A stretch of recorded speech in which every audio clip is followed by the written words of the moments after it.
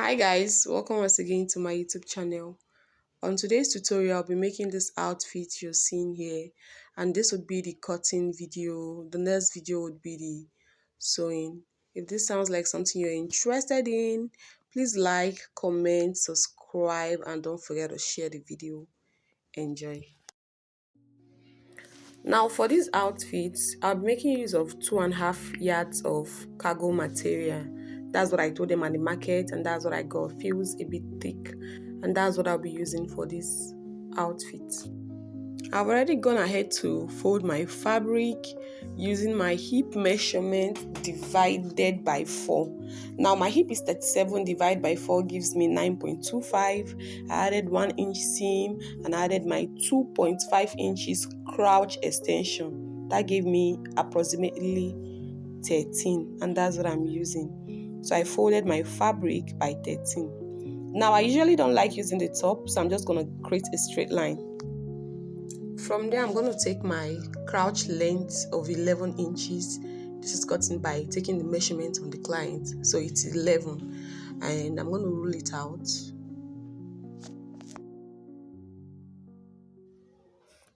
Next, I'm going to take my full trouser length measurement. And that is 41 inches. And I'm also going to add my folding allowance of maybe 2 or 1 inch, depends on whatever you want. So I added 2 inches, but I later went ahead to use 1. As you can see here right now, 41 plus 1 gave me 42, so I corrected it here. So while editing this video was when I found out that my chalk was not showing, which I'm really sorry for. I don't know how we're gonna do it, but I'll just look for a way, but I just want to apologize. Now I'm going to take my new length, which is not really necessary because this is like a cargo, it's straight from the hip down, but for the sake of people out there that need to understand the basic, I'm going to take it out. Now my knee length is 23, which I just marked out right here. On our crouch length, we'll be taking our hip divided by 4 plus 1 inch, and that gives me a total of 10.2, which I'm marking out, plus my 2.5 inch extension. Now I'm going to take that 10.2 upwards to my waist, and I'm going to connect it with a straight line. I'm also going to go up by 2 inches on this point and connect it with a curve. That's like a guide to get my crouch curve. Now that we're done with that, we're going to divide what we have here. We're going to divide it into 2 and take it straight down. So dividing it into 2 gives me 6.5 because I have a total of 13. I'm going to take the 6.5 straight down and connect with a ruler.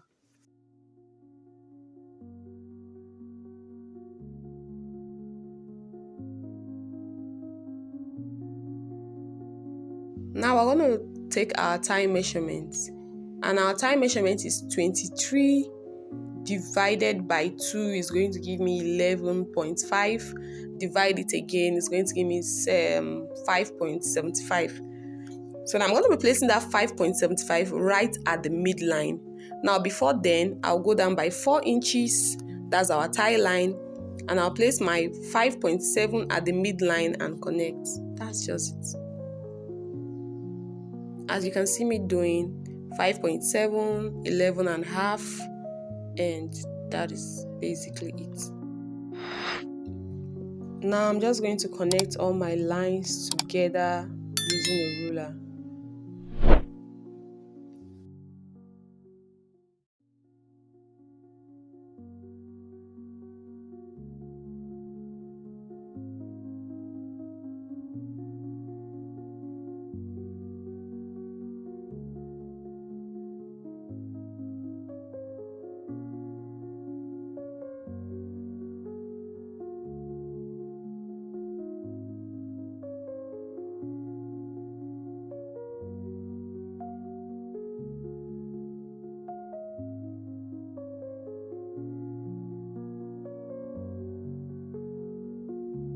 Now on my waist, I'm going to take my waist measurement divided by 4 plus 1, which gave me a total of 8, and I'm marking it out.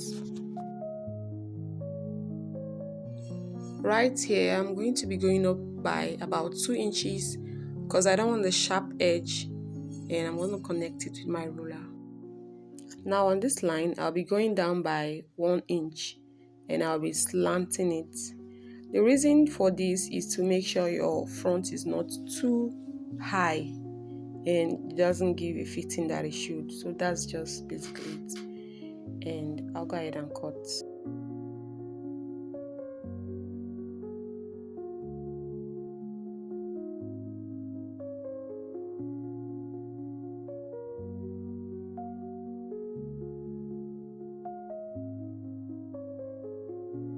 So this is what we have for the front piece, and this is how it's looking. Now we're going to use this piece to cut our back piece. Your back piece material should be 3 inches bigger than your front piece. So I folded my front 13, the back should be about 16 inches. The trick is to have it bigger by 3 inches. As you can see, I have my 3 inches extra, and that will be for my crouch extension. I also have 2 inches here. I'll also be extending this point. So I'm going to mark it out right now.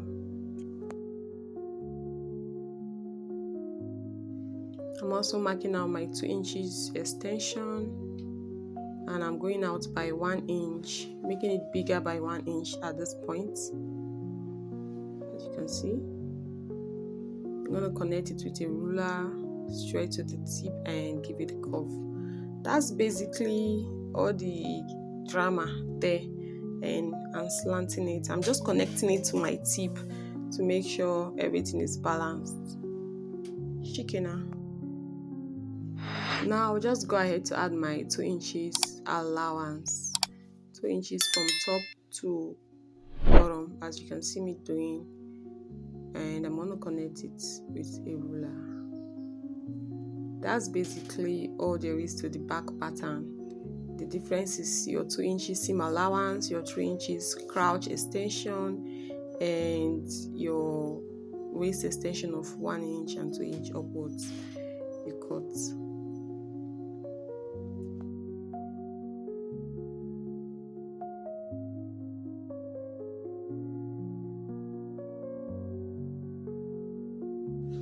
That's basically all for our pants pattern. Now I'll be moving on to our top.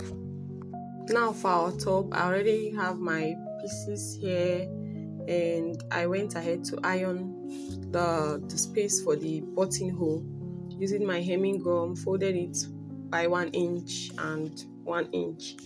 So that was basically what I did here. I'm just going to open it up to show you what it looks like. I usually do this method because I don't want the stress of trying to put on the button space after sewing it. So I just go ahead to iron it.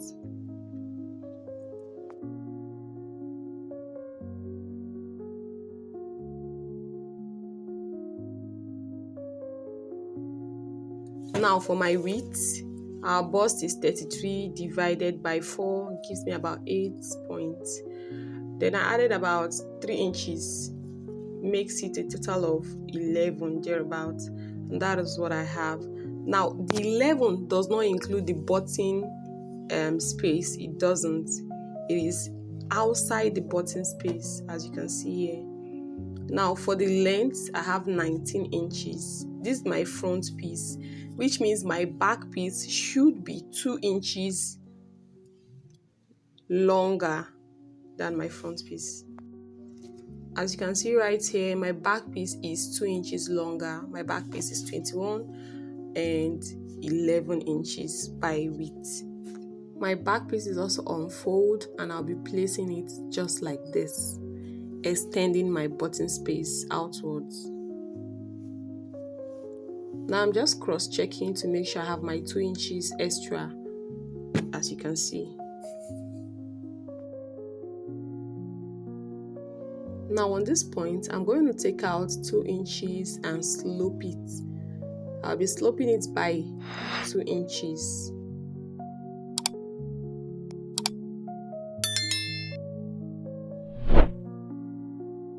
I just want to pin it to make sure it's not moving when I'm doing my cutting. You don't want it to move.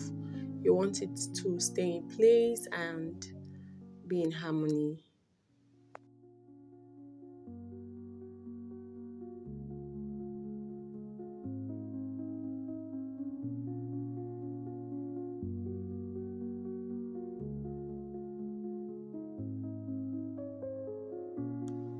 Now that I'm sure it's not moving anywhere, I'll go ahead and cut it right out.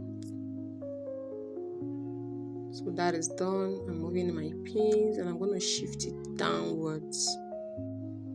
See this extra, I'm going to fold it over and give it a good press.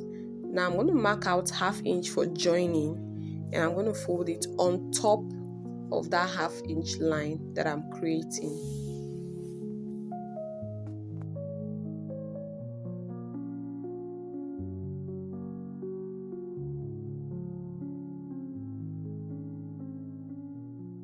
I've gone ahead to press it off camera, and this is how it's looking like. I'm going to go ahead to take my shoulder measurement of 8 1/2. Usually my client's measurement is 7. I added 1 1/2 because I wanted the shoulder to drop. So I'm going to still take that 8 1/2 downwards to get a straight line. Just cross checking. And I'm going to take 8 1/2 down for my armhole.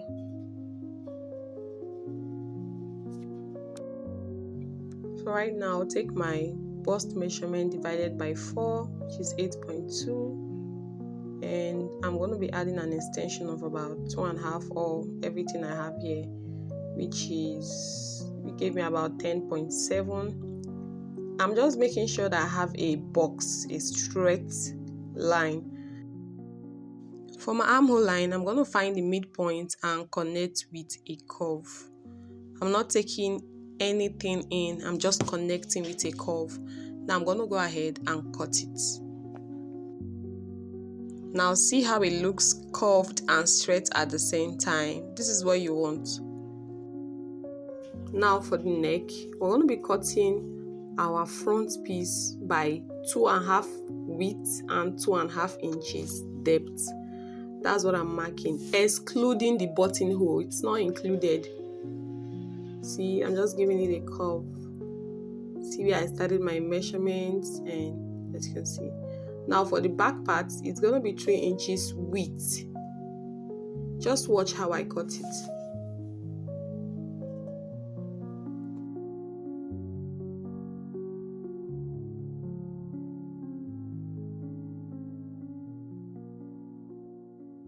Now when cutting, make sure you lift your front piece away from your back piece and cut it out. Moving to the back piece, I went down by 1 inch from that midline and just give it a curve. That's basically what I did. If you don't understand what I'm saying, please watch slowly. Okay? That's basically all for the top. I just want to show you what it looks like. This is the front piece and this is the button space. It's gonna be overlapping each other, and these are back piece. So this is what it looks like basically. Now we're going ahead to take my armhole measurement because I'll be needing it for my sleeves, and what I got here is 10 1/2. Now I'll be folding a piece of material for my sleeve, and my sleeve length is 10 inches. The width is going to be about 9 inches. That is minusing 1 1/2 from the 10 gives us 9. So I'm going to be folding it by 9 inches and by 13 inches. This is because my sleeve length is 10, but I want to fold extra. I'm going down by 4 inches and I'm going to connect with a ruler. As you can see, and I'm going to curve it out just a bit. This is because we don't want too much curving here, so I'm just going to give it a bit of curve.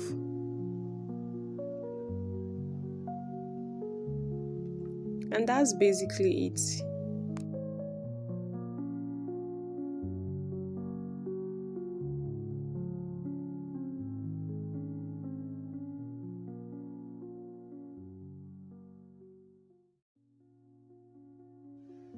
It was looking too sharp and pointy for me, so I had to just balance it out.